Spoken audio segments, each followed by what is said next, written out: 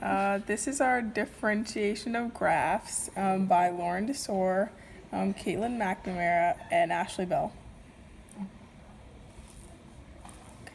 So this is our position versus time graph. The x-axis represents time in seconds, and the y-axis is the position of the run in yards. Our rationale, this graph and regression curve shows the direct correlation between position and time for my 100-yard dash. As the time increases, so does the position. The graph also shows how in the beginning my velocity was increasing. Halfway around the 50-yard line, my speed started to decrease.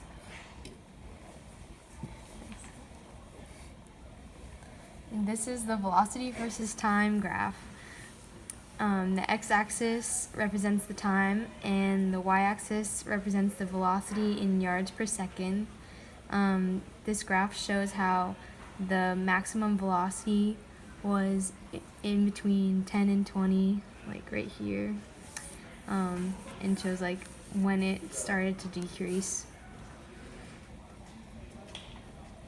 This is our velocity velocity and position graph, and the x-axis represents time in seconds, and the y-axis represents position in yards.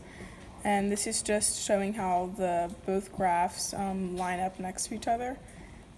And yeah. And the velocity graph line is right here, and it represents the slope of the position versus time graph.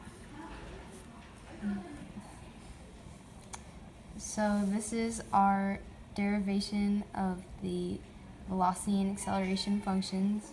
We use the original equation right here and took the derivative, the first and second derivatives. This is our my acceleration during the sprint, and the x-axis represents the time in seconds, and the y-axis represents the acceleration in yards per second squared. And this just shows how the beginning, it was like I was accelerating, getting faster, and then around in between 10 and 20, I started to decrease in acceleration. And this is our velocity and acceleration graphs together. This point right here it correlates with the point where Lauren's acceleration started to decrease, and it was at its maximum velocity.